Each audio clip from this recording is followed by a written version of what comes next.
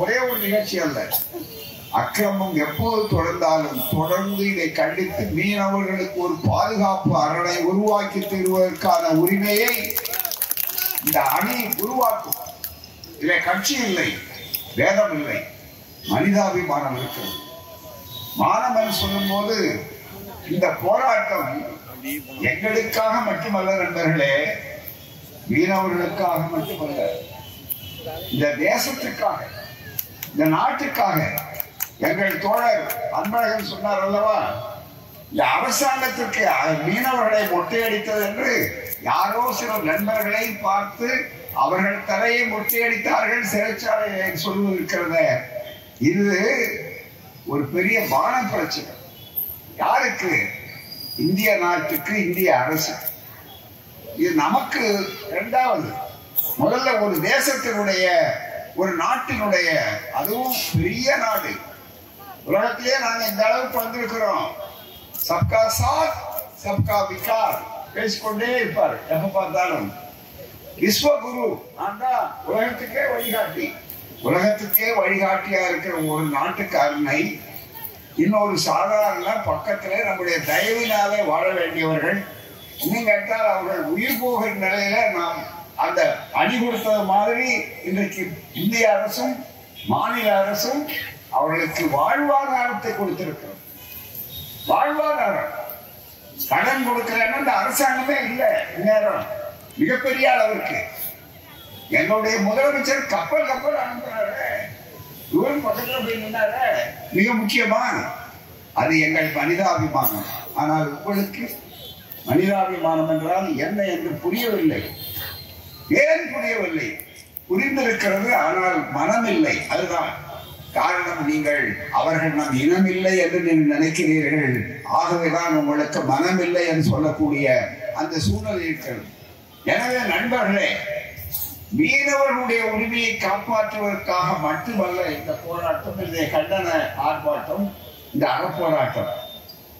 இந்த தேசத்தின் மானத்தையும் காப்பாற்றுவதற்காகத்தான், இந்த அரசாங்கத்தினுடைய மானத்தையும் காப்பாற்றுவதற்காகத்தான் இந்த போராட்டம். மோடி அரசுக்கும் சேர்த்துத்தான். நம்முடைய அரசு வெறுப்பினாலும் இந்த நாட்டினுடைய அரசு, இந்திய நாட்டினுடைய அரசு. நீங்கள் ஒருமைப்பாட்டை பேசுகிறீர்கள், நாங்கள் செயல்படுத்தி காட்டுகிறோம். நீங்கள் வெறுப்பை விதைக்கிறீர்கள், நாங்கள் இணைப்பை உங்களுக்கு காட்டுகிறோம். அதைத்தான் எங்களுடைய நாடாளுமன்ற உறுப்பினர்கள், எங்களுடைய சட்டமன்ற உறுப்பினர்கள், அவர் எந்த கட்சி என்பது முக்கியமல்ல, இந்த தேசத்திற்காக, இந்த நாட்டுக்காக அவர்கள் தெளிவாக இதை எடுத்து சொன்னார்கள்.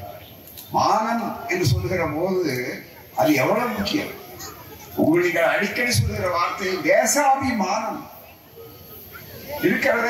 அந்த மானம் என்ன ஆயிற்று? தேசாபிமானம், மனிதாபிமானம், எல்லாத்துக்குமே மானம் இருக்கு. அதுதான் மிக முக்கியம். ஆனா நம்ம அரசுகிட்ட தான் அதை பத்தி காணும். அதுதான் மிக முக்கியம். அதுதான் வேதனை. அதை இந்த உணர்வை உண்டாக்குவதற்காகத்தான் நண்பர்களே இந்த கூட்டம்.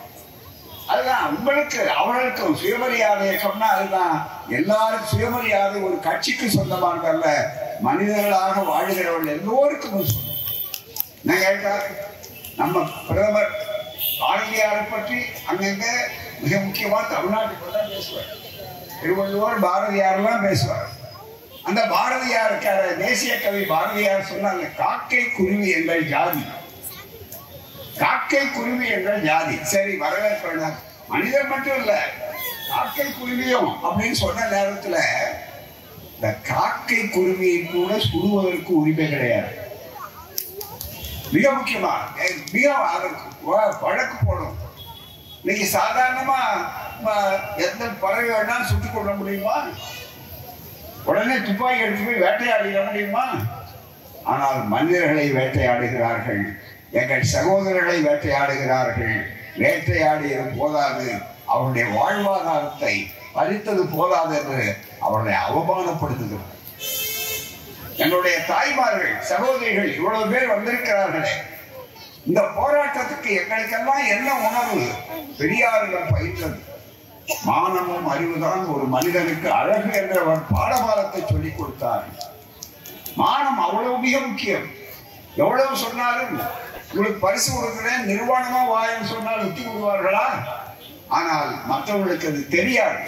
அப்படிப்பட்ட ஒரு சூழலில இன்றைக்கு எங்களுடைய சகோதரர்கள் அவமானப்படுத்தப்படுகிறார். மீனவர்களுடைய வாழ்வாதாரம் எப்படிப்பட்டது என்பது இயல்பாக எனக்கு தெரியும். நான் கடலூர்காரர், அவர்களோடு ஒன்றி இருந்தவர். எங்கள் வாழ்க்கை வேற, அந்த கடல் ஓரத்தில் இருக்கக்கூடியவர்கள் எங்களை வாழ வைத்து உயிரோடு இருக்கக்கூடிய அளவிற்கு மக்களையே இன்றைக்கு உலக மக்களையே வாழ வைத்துக் கொண்டிருக்கிற ஒரு உணவு முறை இருக்கிறது என்றால் அது மீன் தான். டாக்டர் சொல்வார்கள், நீங்கள் பத்தெல்லாம் சாப்பிடாதீங்க அப்படின்னு. கசாப்பு கடைக்காரர்கள் கோவித்துக் கொள்ளக்கூடாது. இது மருத்துவர் கருத்து, அதுதான் மிக முக்கியம். ஆகவே அந்த வகையில சொல்கிற போது நீங்கள் நல்ல ஆரோக்கியமான உணவா மீன் சாப்பிடுங்க. அந்த மீனை பிடித்து அவர்கள் எல்லாம் அவர்களா சாப்பிடுறாங்க, நமக்கு தானே கொடுக்குறாங்க, மக்களுக்கு தானே கொடுக்குறாங்க. அழகா சொன்னார் பாலி அவர்கள், எவ்வளவு நீளமான கடற்கரை, இதுல எவ்வளவு பெரிய அளவிற்கு மனிதாபிமானம். அவருடைய மனிதாபிமானத்தை போற்றுவதற்கு உங்களுக்கு மனம் இல்லையா? இதுதான் எங்கள் கேள்வி. மனிதாபிமானம் ஒரு பக்கம், அதுல அடங்கி இருக்கிற மானம் அதை விட முக்கியமானது. அவர்களை மொட்டை அடிக்கிறார். தயவு செய்து எண்ணி பாருங்கள், சிறை கைதிகளை மொட்டை அடிப்பது என்பது தமிழ்நாட்டில் ஒரு காலத்தில் இருந்தது, நம் நாட்டில் இருந்தது. ஆனால் அந்த முறை இப்போது உண்டா? கிடையாது. சட்டப்படி ஒழிக்கப்பட்டு விட்டது. நீதிமன்றங்கள் அதை அனுமதிப்பதில்லை. காரணம் என்ன? அதுக்கு முன்னால பாத்தீங்கன்னா பழி வாங்கறதுக்காக என்ன செய்வான் சொன்னா, நாங்கள் வழக்கறிஞர்கள், வழக்கறிஞர்களாக இருக்கும் போது எங்க இடத்துல வழக்கறிஞர் தலைமை நீதிபதியாக இருந்தவர் நாங்கள் படிக்கிற போது வந்து ஒரு முறை சொன்னார். அவர் பேசும்போது கைலாசம் அவர்கள் இருந்தார், உச்ச நீதிமன்றத்துக்கு வந்தார். நம்முடைய சிதம்பரம் அவர்களுடைய மாமனார் மிக முக்கியமா அவர் நாங்கள் விருந்தினராக எங்கள் விடுதிக்கு அழைத்திருந்தோம். அப்போ அவர் பேசுறார் ஒரு கருத்தை. பழைய காலத்துல நான் வழக்கறிஞரை வந்து குற்றவியல் துறையில கிரிமினல் லாயரா வந்த உடனே என்ன நடந்ததுன்னா, ஒரு மிக முக்கியமானது, எங்களுக்கு வருமானம் எப்படி வரும் சொன்னா, வெள்ளிக்கிழமை அன்னைக்கு சாயந்தரம், வியாழக்கிழமை அன்னைக்கு அது வழக்க போட்டு வெள்ளிக்கிழமை அன்னைக்கு தண்டிக்கிற மாதிரி ஏற்பாடு பண்ணுவோம். எதுக்கு பிடிக்காத எதிரிய எங்க சேலம் கோவை இந்த பகுதியில. உடனே அந்த வழக்கு அடுத்தது ஒண்ணும் போய் வெயில் மூவ் பண்ண முடியாது, அதாவது ஜாமீன் அதெல்லாம் கேட்க முடியாது. உடனே உள்ள போன உடனே மொட்டை அடிப்பார். ஏன் அரசியல் கைதிகளை கூட்டம் மொட்டை அடித்து உண்டு. எங்கள் தோழர் ஏவிபி ஆசை தம்பி வாலிப வருவார் என்று அழைக்கப்படக்கூடிய அவருக்கு மொட்டை அடித்தார். அதுக்கு கண்ணன் அண்ணா பெரியார் விடுதலை குறை சொல்லி அது எல்லாவற்றுக்குமே கண்டனங்கள் வந்தது அந்த காலத்தில். எல்லாம் அப்படி அவமானப்படுத்துவதற்காக ஒரு காலத்திலே செய்த நேரத்துல அந்த கைலாசம் அவர்கள் சொன்னார், நீதிபதி வழக்கறிஞர் அப்ப அவரு, அந்த மொட்டையடிப்பவர்களுக்கு முன்னால உடனே போய் ஜாமீன் வழங்குறதுக்கு வக்கீல் போயிருந்தா நாங்க வக்கீல் ரொம்ப அதிகமான ஃபீஸ் வாங்குவோம், அதிகமான கட்டணத்தை வருமானம் செய்வோம் என்றார். ஏன்னா ஊர்ல மொட்டையடிச்சு வெளியே வந்தா அது பெரிய அவமானமாக ஒரு காலத்துல கருதப்பட்டது. இது வேற, திருப்பதிக்கு போய் மொட்டை அடிக்கிறதோ பழனிக்கு போய் மொட்டை அடிக்கிறதோ அது அவமானம் இல்லை, அது வேற விஷயம். ஆனா அதே அது வேண்டுதல்னு சொல்லிடுவான். ஆனா இது இன்னொருத்தர் அடிக்கிற மொட்டை தண்டனையா கொடுக்கறதுன்னு சொல்லும் போது அதுதான் மிக முக்கியம். அப்படிப்பட்ட நேரத்திலே கூட அவமானப்படுத்த வேண்டும் என்பதற்காக இருந்தது, அது ஒழிக்கப்பட்டு விட்டது. இந்த காலகட்டத்திலே நம்முடைய மீனவர்களை நீங்கள் பிடிப்பதே தவறு. அருமையாக சொன்னார்கள். இங்க எதனால அவர்கள் மீறுகிறார்கள்? இப்ப பக்கத்து நாடுகள் இருக்கிறது, பக்கத்து நாடுகளுக்கு கடல் எல்லைன்னு வந்தா நில எல்லையில எல்லைக்கோடு இருக்கு. அது பங்களாதேஷாக இருந்தாலும் பாகிஸ்தானாக இருந்தாலும் எந்த நாடாக இருந்தாலும் பக்கத்துல வேலி போட்டிருக்கிறான், அதை தாண்டி இருக்கிறார்கள்னா அவர்களை கைது செய்வார்கள். இன்னொரு நாட்டுக்கு எல்லைக்குள்ள போனார்கள் தான். இங்க எல்லையில மீன் பிடித்துக் கொண்டிருக்கிற போது அந்த மீனவருடைய உரிமை திடீர்னு காத்தடிக்கும். இப்ப எத்தனை முறை காட்டு, எத்தனை வேகமா அவங்க என்ன சடன் பிரேக் போடுறதுக்கு ஏதாவது விஷயம் இருக்கு, அதுல நிற்பார்களா? ஒரு பொது அறிவோடு சிந்திக்க வேண்டாமா? மனிதாபிமானத்தோடு இந்த பிரச்சனை அணுக வேண்டாமா? திடீர்னு அங்க போகும். அதனால என்ன, உடனே அவரை பிடிச்சு கொண்டு போய் தண்டனை கொடுக்கணுங்கிறதா? அவருடைய வாழ்வாதாரம் கடன் பட்டு எங்கேயோ ஒரு நிதி உதவி வாங்கி ஒரு படகை ஒரு தோணியை ஏற்பாடு செய்கிறார்கள். விசைப்படகுக்காரர்கள் அதே மாதிரிதான் வங்கியிலேயோ மற்ற இடங்களிலேயோ கடன் வாங்கி போகிறார்கள். எந்த படகா இருந்தாலும் அவர்களை எல்லாம் அங்கே ஒரு பக்கம் இலங்கை கடற்படை கொடுமை, அதை தாண்டி சிறையிலே கொடுமை, அதை தாண்டி சிறையில நீதித்துறையில தண்டனை. இன்னும் நல்லா நினைத்து பாருங்கள் தோழர்களே, மனிதன் அவர்கள் நம்முடைய சகோதரர்கள். கடைசி வீட்டுல தீ பிடிச்சா அவங்க வீட்டுக்கு தான் நினைக்காதீங்க, நம்ம வீட்டுக்கு அடுத்து வரும். எல்லாருக்கும் அந்த தொல்லைகள் வரும். ஈழத்தமிழர்களுக்கு அந்த வாழ்வு உரிமை ஏன் பாடுபட்டது? நாம் எல்லோருக்கும் பாடுபடுகிறோமே. நேரடியாக மிகப்பெரிய அளவிற்கு அந்த டெஸ்டோ அந்த உரிமை இருக்கிறத அந்த அடிப்படையில் நினைத்து பார்த்தால் மிக முக்கியமாக அவர்களுக்கு வாழ்வாதாரத்தை பாதிக்கப்படக்கூடிய அளவிற்கு வருகிற போது ஒரு அரசு, மத்திய அரசு, சக்தி வாய்ந்த அரசு அதை செய்கிறது. தமிழ்நாட்டு அரசை பொறுத்தவரை அவருடைய அதிகாரம் எந்த எல்லையில இருக்கிறதோ அதற்கு மேல் தாண்டி போக முடியாது. ஆனாலும் இன்றைய அரசு, தமிழ்நாடு அரசு, அதுவும் திராவிட மாடல் அரசு இருக்கிறதே, அந்த அரசு முத்துவேல், கருணாநிதி, ஸ்டாலின் என்று சொல்லக்கூடிய அந்த அவர் பதவியேற்கும் போது, பதவியேற்ற உடனே 3 ஆண்டுகளுக்கு முன்னாலேயே அவர்கள் முதல் வந்த ஒரு மாற்றம் பல மாற்றங்களை கொண்டு வந்தார். அதுக்கு முன்னால முதல் மாற்றம் மனிதாபிமானம் நிறைந்த இந்த அரசு எல்லோரையும், அதுவும் ஒடுக்கப்பட்ட சமுதாயத்திலே, வாய்ப்பு மறுக்கப்பட்ட சமுதாயத்திலே அவர்களுக்கு இடம் கொடுப்பது முன்னுரிமை என்று கருதிய காரணத்தாலே வந்த உடனே நம்முடைய முதல்வருக்கு திராவிட நாயகன், சமூக நீதிக்கான சரித்திர நாயகன் செய்ய தெரியுமா? இதுக்கு முன்னால அமைச்சர்களுக்கு இலாக்கா எப்படி பேர் போட்டிருப்பாங்கன்னா மீன்வளத்துறை அவர்தான் இருந்தது. ஆனா இவர் வந்தவனதான் மீன் வளமா இருக்கட்டும், அது சாப்பிடுறது ரொம்ப வசதியா இருக்கும். ஆனா அதை விட ரொம்ப மிக முக்கியம், முதல்ல மீன் வளத்துறை அமைச்சகம் என்பதை முதல்ல மாற்றினார். அதை வைத்து விட்டு மீன் வளர்த்து 2வது முக்கியத்துவம் மீனவர் நலன் என்பது மீனவர் நலத்துறை என்று ஆக்கிய ஒரே அரசு திராவிட மாடல் அரசு. மீனவர் நலன் அதுதான் முதல்ல. 2வது மீன்வளம். ஆகவே முதல்ல மீனவர் இருந்தால்தான் மீன்வளம் வரும். அது அடிப்படையில் அது பகுத்தறிவு அடிப்படை, சுயமரியாதை அடிப்படை. ஆகவே மீனவர் நலம் என்று அவர் மாற்றினார். மிகப்பெரிய அளவு பாராட்டு. அந்த அரசு என்ன செய்ய முடியுமோ அது அத்தனை செய்து கொண்டிருக்கிறது. இப்போது நாங்கள் சொல்லுகிறோம் என்றல்ல. அருமை சகோதரர் தோழர் மாலி அவர்கள் ஒரு கருத்தை சொன்னார். நமக்கு உரிமை அங்கேயே இருக்கு, எங்கேயே இருக்கு, கடல் உரிமை. ஏதோ புதுசா அது மட்டுமல்ல, ஒப்பந்தம் இல்லை, பழைய ஒப்பந்தமே அதுல இருந்திருக்கிறது என்பதை ஒரு செய்தி சொல்ல வேண்டும். கொஞ்சம் கவனமாக செய்தி கவனிக்க வேண்டும். தோழர்கள் இதை புரிந்து கொள்ள வேண்டும். நாங்க எவ்வளவு அக்கறையோடு இந்த அடி இருக்கிறது. இந்த அடி புதிதாக இப்போது மோடி அரசு வந்த பிற்பாடுதான் இதை செய்கிறது என்பதை விட அவர்கள் காலத்திலேயே சுட்டிக்காட்ட வேண்டியவற்றை சுட்டிக்காட்டி இருக்கிறோம். இப்போது மட்டுமல்ல, ஒரு செய்தியை உங்களுக்கு பதிவு செய்ய விரும்புகிறேன். ஏன்னா அறிவார்ந்த அரங்கம், அந்த நேரடியாக பாதிக்கப்படக்கூடிய மக்கள் நிறைந்த ஒரு பெரிய வாய்ப்பு இல்லை. டெஸ்டோ அமைப்பின் சார்பில், டெஸ்டோ அமைப்பு கலைஞருடைய தலைமையில நாங்கள் எல்லாம் உறுப்பாக இருந்த அந்த டெஸ்டோ அமைப்பின் சார்பில் ஒரு கலந்துரையாடல் கூட்டம் திராவிட முன்னேற்ற கழக தலைவர் கலைஞர் அவருடைய தலைமையில் அண்ணா அறிவாலயத்தில் 15/4/2013 அன்று மாலை 5:30 மணி அளவில் நடைபெற்றது. இந்த கூட்டத்தில் திமுக பொதுச் செயலாளர் பேராசிரியர், திமுக பொருளாளர் தளபதி மு.க. ஸ்டாலின், அப்போது திமுக பொருளாளர் மு.க. ஸ்டாலின், தமிழர் தலைவர் திராவிட கழக தலைவர் கி. வீரமணி, விடுதலை சிறுத்தைகள் கட்சி தலைவர் தொல் திருமாவளவன், திராவிடர் இயக்க தமிழர் பேரவை பேராசிரியர் சுபவீரபாண்டியன், திருமதி சுப்பலட்சுமி ஜெகதீசன், நாடாளுமன்ற திமுக தலைவர் டி.ஆர். பாலு, அமைப்பு செயலாளர் டி.கே. இளங்கோவன், மூத்த வழக்கறிஞர் சண்முக சுந்தரம், மேனாள் சட்டப்பேரவை உறுப்பினர் ரவிக்குமார், கவிஞர் கலிப்புமுதன் ஆகியோர் கலந்து கொண்டனர்.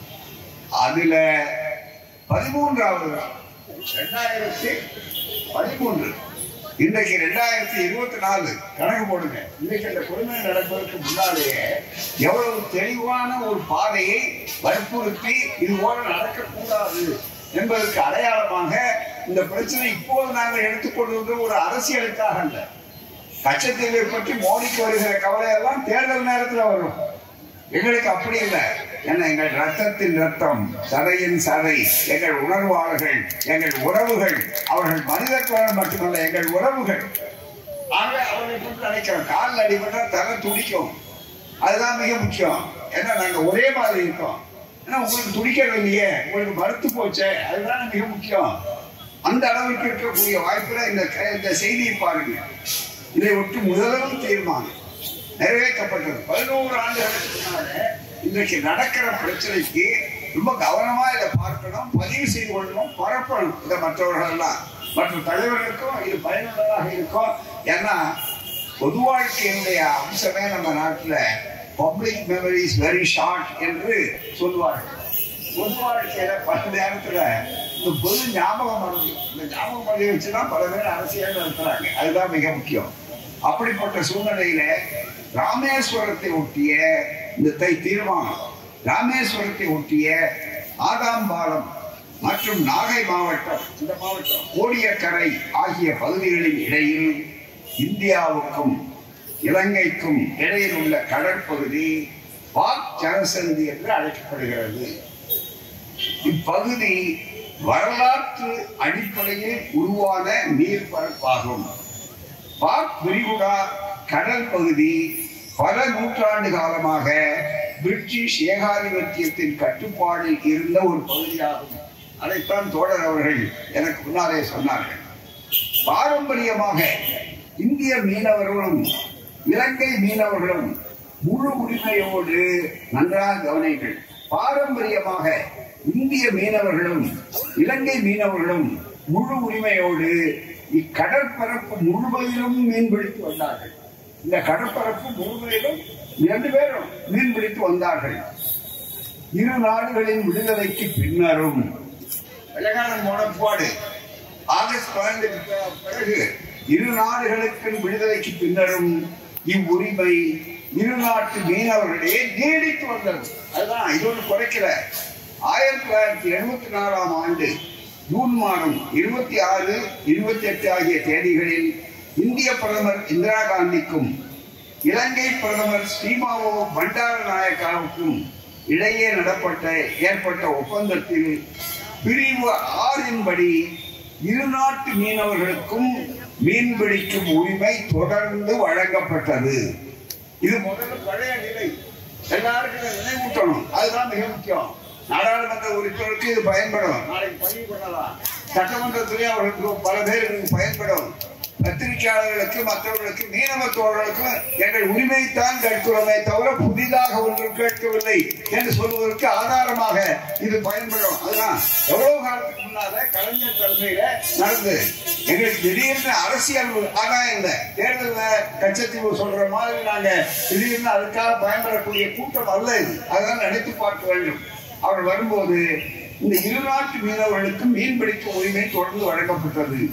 அதாவது பாக் விரிகுடா விளக்கம் சொல்லலாம். அந்த தீர்மானம் எவ்வளவு செல்ஃப் எக்ஸ்பிளனேட்டரி என்று அதுவே விளக்கமாக இருப்பாங்க.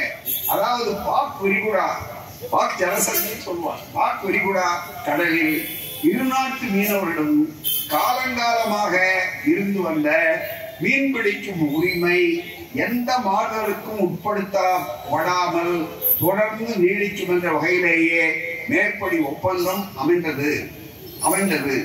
இந்திய அரசும் இலங்கை அரசும் இந்த ஒப்பந்தத்தின் அனைத்து பிரிவுகளுக்கும் கட்டுப்பட்டு நடக்க வேண்டும். இலங்கையோ அல்லது இந்தியாவோ மீனவர்கள் அனுபவித்து வரும் பாரம்பரிய உரிமைகளை தடை செய்ய இயலாது. மேலும் இந்திய அரசாக இருந்தாலும் இலங்கை அரசாக இருந்தாலும் மீனவர்களுக்கு முழு பாதுகாப்பு அளிக்க வேண்டிய பொறுப்பும் உள்ளது. எவ்வளவு தெளிவா இருப்பாங்க. இலங்கை அரசு எக்காரணம் கொண்டும் இந்திய மீனவர்களை மீன் பிடிக்க விடாமல் தடுக்க முடியாது. ஆனால் இதற்கு மாறாக இலங்கை அரசு நாள்தோறும் இந்திய மீனவர்கள் பாரம்பரிய உரிமையின் அடிப்படையில் மீன் பிடிப்பதை ஏதாவது ஒரு வகையில் தடை செய்து வருகிறது. எவ்வளவு தெளிவா 11 ஆண்டுகளுக்கு முன்னால, இது இப்ப இல்ல, நேற்று இல்ல, இந்த சம்பவத்துக்காக இல்ல, அது வந்தது, பொறுப்பு உள்ளது. மீன் பிடிப்பதை ஏதாவது தடை செய்து வருகிறது. இந்திய மீனவர்களுடைய படகுகளை பறிமுதல் செய்தல், அவருடைய மீன் வலைகளை அறுத்து சேதப்படுத்துதல், மீனவர்களை கைது செய்தல் மற்றும் அவர்களை பிடித்த மீன்களை கைப்பற்றிக் கொள்ளுதல் போன்ற பன்னாட்டு சட்டத்திற்கு கவனியங்களிலே பன்னாட்டு சட்டத்திற்கு புறம்பான செயல்களை இலங்கை அரசின் கடற்படையினர் ஈடுபட்டு வருகிறார்கள். அதோட இன்னொரு செய்தி இப்ப சொன்னார் நம்முடைய கௌதம் அவர்கள். இந்த கடல் கொள்ளையர்களை வைத்துக் கொண்டு விசைப்படையெல்லாம் சொல்றாங்க. ஆமா, ஒரு பக்கம் கடற்கொள்ளையர்கள், இன்னொரு பக்கம் இந்த கொள்ளையர்கள். அவ்வளவுதான். நம்ம உரிமையை மதிக்காதவர்கள் என்று சொல்லக்கூடிய நிலை இருக்கிறது. ஆகவே எண்ணி பார்க்க வேண்டும். 1974ஆம் ஆண்டு ஒப்பந்தம் நிறைவேற்ற போது திராவிட முன்னேற்ற கழக அரசு முதல் நிலையிலேயே அதனை கடுமையாக எதிர்த்தது. மிக முக்கியமாக தமிழ்நாட்டு மீனவர்களுக்கு கச்சத்தீவு பகுதியில் மீன்பிடிக்கும் உரிமையும், அங்கே நடைபெறும் கோவில் திருவிழாவில் தமிழ்நாட்டு மீனவர்கள் கலந்து கொள்ளும் உரிமையும், மீனவர்களின் வலையை அங்கே உலர்த்தி கொள்வதற்கான உரிமையும் அந்த ஒப்பந்தத்தின் பிரிவுகளில் சேர்க்கப்பட வேண்டும் என்று திராவிட முன்னேற்ற கழக அரசு வலியுறுத்தி அந்த ஷரத்துகள் சேர்க்கப்பட்டது. அதுதான் மிக முக்கியமானது. ஆனால் 1986ஆம் ஆண்டு திராவிட முன்னேற்ற கழக ஆட்சி கலைக்கப்பட்டு அவசர நிலை பிரகடனப்படுத்த போது ஆளுநர் தமிழ்நாடு நடந்த போது அந்த ஒப்பந்தம், இந்த ஷரத்துகள் நீக்கப்பட்டது. இதுதான் பழைய வரலாறு. இப்படிப்பட்ட சூழ்நிலையில எனவே மீண்டும் 74வது ஆண்டு ஒப்பந்தம் மீனவர்களுக்கு வழங்கியுள்ள மீன் பிடிப்பதற்கான பாரம்பரிய உரிமையும், மீனவர்கள் உயிரை பாதுகாக்க வேண்டிய கடமையும் பொறுப்பும் இந்திய ஒன்றிய அரசுக்கு உள்ளது. ஆனால் இதுவரை இந்திய மீனவர்கள் ஏறத்தாழ 600க்கும் மேற்பட்டவர்கள் இலங்கை கடற்படையினால் கொல்லப்பட்டுள்ளனர்.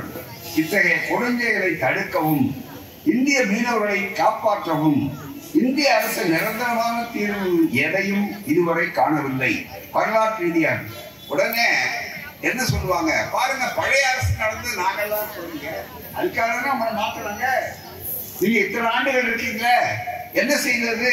மிக முக்கியமா நீங்க ஆட்சி சொல்வதற்கு நீங்க எதை எடுத்தாலும் பழைய அரசை கொடுத்து சொல்லுகிறீர்கள். ஒரு செய்தி உங்களுக்கு சொல்றேன். திராவிட முன்னேற்ற கழகம் ஆட்சிக்கு வந்த உடனே காங்கிரஸ்ல எதிர்கட்சி தலைவர் கருத்திருமன் இருந்தார். ஒரு செய்தி உங்களுக்கு சொல்லணும். அவர் நல்ல உணர்ச்சி பூர்வமா இருக்கக்கூடிய கருத்திருமன் தலைவர், ரொம்ப அண்ணா முதலமைச்சர். அப்ப தோழர்கள் பேசினாங்க. இதுக்கு முன்னால பழைய ஆட்சி கருத்திருமன் எதிர்கட்சி தலைவர் சொன்னாரு சட்டமன்றத்துல, பாருங்க நாங்க இருந்த காலத்துல அது நடந்தது ஏன் குற்றம் சொல்லிட்டு இருக்கீங்க, தேர்ந்தெடுத்தாங்க, நான் தயவு செய்து அதை சொல்லாதீங்க என்று சொல்லிட்டு எதிர்கட்சி தலைவர் சொல்றாரு. பொறுப்பான எதிர்கட்சி தலைவர் இருந்தாங்க, அரசியல் புரிந்த எதிர்கட்சி தலைவர் அப்போது இருந்தார். அதுதான் மிக முக்கியம். அவர் ஒன்றே சொன்னார், எளிமையா புரிப்பார். அண்ணா சிரிச்சுட்டு இருந்தார். ரொம்ப என்ன சொன்னாருன்னா, அது பாருங்க, அதனாலதான் நாங்க இங்க நீங்க அங்க இருந்தாரு. அதுதான் மிக முக்கியம். அதாவது எங்களை ஆளுங்கட்சி ஆகிட்டாங்க, எங்களை எதிர்கட்சி ஆகிட்டாங்க, உங்களை ஆளுங்கட்சி ஆகிட்டாங்க, அதெல்லாம் நாங்க ஆட்சி இழந்தோம் அப்படின்னு ஒப்புக்கொண்டாரு. அந்த பெருந்தன்மை இருந்தது. ஆகவே அதை நினைத்து பார்க்கிற போது நண்பர்களே, நீங்கள் இதை நினைத்து எண்ணி பார்க்க. எனவே அந்த உரிமை மீண்டும் வரணும். அவர்கள் சொன்னது சரியானது, அதை வலியுறுத்தணும் நாம. அது மட்டும்தான் இந்த நண்பர்களே, நீங்கள் நினைத்து பார்க்க வேண்டும். மனித உரிமை, அந்த மனித உரிமையில எல்லாருக்கும் சமமா பேசணும். மீதி உதவி வேணும்னா எங்கிட்ட வரையல்ல, இந்தியாவுடைய கடன் தொகை வேணும்னா வரையல்ல, மற்றவர்கள்லாம். அப்ப எங்களுடைய மீனவ சகோதரனுடைய வாழ்க்கையை நீங்கள் பாதுகாக்க வேண்டாமா? அவருடைய வாழ்வாதாரம் பாதுகாக்கப்பட வேண்டாமா? அவருடைய நிலை என்ன நினைத்து பார்க்கணும், சதா பார்க்கணும். அடுத்தது ஒண்ணு நினைத்து பாருங்க, எவ்வளவு வேதனையா இருக்குன்னா, எனக்கு இந்த ஆத்திரம் அனுபவம்லாம் என்னன்னா, நம்ம மீனவ தாய்மார்கள் இந்த தொலைக்காட்சியில பார்ப்போம், அவர்களை அங்க பிடிச்சு உள்ள வச்சுட்டாங்க, சங்கடப்படுத்துறாங்க, சிறைச்சாலை இருந்தாங்க அப்படின்னு சொல்லும் போது அந்த குடும்பங்கள் கதறுகிறது பாருங்க. உண்ணாவிரதம் இருக்கிறாங்க, போராட்டத்தை அப்பப்போ செய்யறாங்க. அந்த குடும்பங்கள் கதறி கொண்டிருக்கிறாங்க. அதை பார்க்கும் போதெல்லாம் வேலை இருக்கு. நம்மால் சொல்லுவான், தமிழ்நாட்டில் ஒரு கிராம பழமொழி உண்டு, பெண்ணென்றால் பேயும் இறங்கும். ஆனா இவங்க இறங்கலையா? பேயில எனக்கு நம்பிக்கை இருக்கா இல்லையான்னு அதுதான் விஷயம். பேய் எப்படி இருக்கும்னா, பேய் அடிகளார் சொன்னார், பேயை விட பேய் பிடிச்சவன் ரொம்ப அதிகமா ஆடுவான்னு. பேய் எப்படி ஆடுதோ பேய் பிடிச்சவன் அதிகமா ஆடி காட்டினாலும் பேய் பிடிச்சவன் நம்புவான். அது மாதிரி இப்போ அரசாங்கம், அந்த அரசாங்கம் இருக்க புதிய அரசாங்கமா இருந்தாலும் அதிகமான பேய் பிடிச்சு ஆடுறது. அந்த பேயை ஓட்டுறதுக்கு தான் இந்த அணி. அது சாதாரணமான அணி அல்ல, ஓட்ட முடியும். அதற்காக பார்த்து கொண்டு வேடிக்கை பார்த்த அரசை செயல்படுத்த வைக்க முடியும். தமிழ்நாடு திரளும். இது பெரியார் மண், இது திராவிட மண், இது மனிதாபிமான மண், இது சுயமரியாதை மண். மறந்து விடாதீர்கள். அந்த தோழர்கள் யாரோ அல்ல, அவர்கள் அனாதைகள் அல்ல, எங்கள் தோழர்கள், எங்கள் மீனவர்கள். அப்படிப்பட்டவர்களுடைய வாழ்க்கை தினசரி அவருடைய படக பிரிக்கிறது, அடிக்கிறது, எல்லாவற்றையும் போய் இப்ப மொட்டை அடிக்கிற வரைக்கும் வந்து விட்டார்கள் சொன்னால் இதை விட கோளாறு வேறு என்ன இருக்க முடியும்? ஆகவேதான் உடனடியாக இதற்கு வேண்டிய காரியத்தை செய்யணும். உடனடியா நாங்க வெறுமனை பேசலையே. நான் இந்த கூட்டத்தை போடுறதுக்கு முன்னாடி நேரா 27ஆம் தேதி நம்முடைய முதல்வர் போகிறார்கள். போய் பிரதமர் அவரிடம் சந்திக்கும் போது 3 கோரிக்கை வைத்தார்கள். அந்த 3 கோரிக்கையில மிக முக்கியமான ஒரு கோரிக்கை மீனவர்கள் தாக்கப்படுவது, மீனவர்கள் அசிங்கப்படுத்துவதுன்னு சொன்னார். அதுக்கு பிறகு என்னன்னா புதிய எல்லாரும் கொஞ்சம் நம்பணும், ஏதாவது புதிய ஆட்சி வந்திருக்க அப்படின்னு. ஆனா நம்ம நாட்டுல ஒரு பழமொழி இருக்கு, காது போச்சு கத்தி வந்தது டும் டும் டும்னு ஒரு பழமொழி இருக்கு.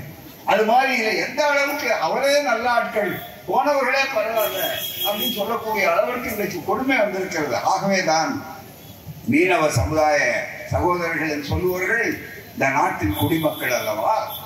என்ன கேட்டா அவர்கள் மீனவர்கள், நம்ம மீனவ சமுதாயத்தை சார்ந்தவங்களுக்கு இலங்கையில யாழ்ப்பாணத்துல எத்தனை ஜெயில் இருக்கோ அத்தனை ஜெயிலும் தெரியும், எல்லா கோர்ட்டும் தெரியும். ஆனா அவர்களுக்கு யாரும் தமிழ்நாட்டு சிறைகளே தெரியாதுயா, தமிழ்நாட்டு சிறைகளே தெரியாது. தமிழ்நாட்டு சிறைகள் அவங்க போனதே கிடையாது, பிடிச்சதே கிடையாது. இதுதான் மனிதாபிமானம், இதுதான் உரிமை எங்கே இருக்கிறது என்று நீங்கள் தெளிவாக தெரிந்து கொள்ள வேண்டும். அப்படிப்பட்ட ஒரு சூழ்நிலையில இன்றைக்கு இந்த காட்சி இருக்கிறது. இதை நாம் தொடரக்கூடாது, என்ன மன்னிப்பு கேட்கணும். இது அநாகரிகம், உலக மனித நேயத்துக்கே விரோதம். ஐக்கிய நாடுகள் சபையில மனித உரிமைகள் ஹியூமன் ரைட்ஸ் கமிஷன் என்று இருக்கிறது, வழக்கு போடணும் என்று போய் எங்களோட மீனவர்களை இவருடைய அவமானப்படுத்த தவறு என்று சொல்லி உனக்கு என்ன உரிமை இருக்கு அப்படின்னு கேட்க வேண்டிய பொறுப்பு இருக்கிறது. ஆனா என்ன பண்றோம், மன்னார்குடி ஐயர் தான் அங்க இருக்காரு, வெளியுறவுத்துறை அமைச்சரா. நம்ம மன்னார்குடி ஐயர் தான் ரொம்ப பக்கத்துல மிக. ஆனா என்ன ஆச்சு, அவர் அதிகாரியா இருந்தாரு, அப்புறம் போனாரு, இப்ப வந்திருக்கிறாரு. நான் தயவு செய்து புரியறதுக்காக சொன்னேன், நான் ஒன்னும் தவறா ஒன்னும் சொல்லல. உணர்வு எங்களுக்கு ஒரு இல்லை, யாரோ அவர்களும் வாழணும், எல்லாரும் வாழ வேண்டாமா? அந்த வாழ்வாதாரத்தில் பாதுகாப்பு கொடுக்க வேண்டிய உங்களுடைய கடமை அல்லவா? அதை எல்லாவற்றையும் உள்ள நண்பர்களே மீண்டும் சொல்லுகிறேன், இறையாண்மை டியூட்டி என்று சொல்லக்கூடிய அளவிற்கு முகப்பு அரசியல் சட்டத்திலே மிக முக்கியமாக it is a sovereign, socialist, secular, democratic republic என்று 5 அம்சங்கள் இருக்கிறது. முதல்ல இறையாண்மை சாவரின், இரண்டாவது செக்குலர், செக்குலர் என்கிறது மதச்சார்பின்மை, மூன்றாவதாக சோசியலிஸ்ட், அதுதான் மிக முக்கியமாக சமதர்ம ஜனநாயக குடியரசு. ஜனநாயகத்தில் எல்லாருக்கும் உரிமை உண்டு. நீங்கள் மீனவ சமுதாய மக்கள்கிட்ட ஓட்டு வாங்கும் போது வருகிறீர்களே, கச்சத்தீவை பற்றி இவ்வளவு நேரம் பேசினாரு, தேர்தல் நேரத்தில் திடீர்னு பிடிச்சார்.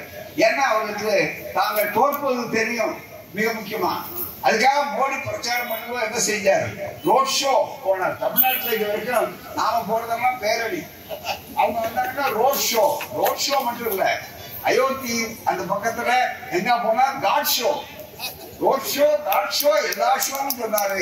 கடைசியில பெரியார் மண்ணுக்கு அவரு ஒரு இடத்துல கூட வெற்றி பெறல.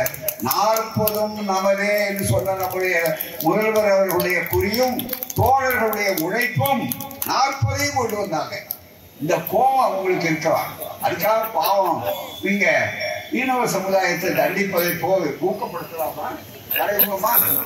சில ஆசிரியர்கள் கோவிக்கக்கூடாது.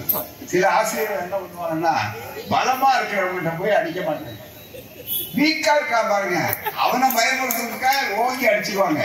ஆசிரியர்கள் தப்பா நினைக்கூடாது, உதாரணத்துக்காக சொல்றேன்.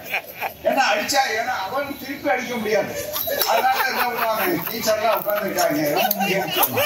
அது மாதிரி பல ஈரமா யாருக்கு வேற வழி இல்லாத போய் அடிக்க செஞ்சுக்க மாட்டாங்க. குற்றமா? நல்லது நினைத்து எங்க தாய்மார்கள் வாழ்க்கை பாதுகாப்பு வேண்டாமா?